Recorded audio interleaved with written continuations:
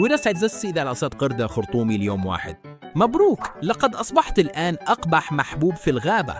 أولاً، انظر إلى وجهك، أنفك كبير ومرن لدرجة أنه يتدلى فوق فمك مثل خيارة مرتخية.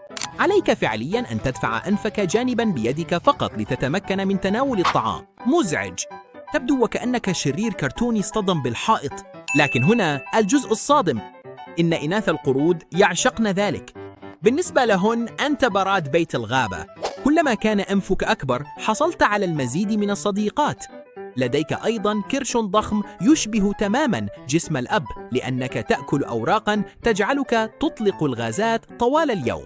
إذن دعني أفهم الأمر جيداً، أنت سمين، لديك أنف ضخم، وتطلق الريح باستمرار، ومع ذلك لديك 10 زوجات. الحياة حقاً غير عادلة. إذا كنت تشعر بالغيرة، اضغط على زر الاشتراك.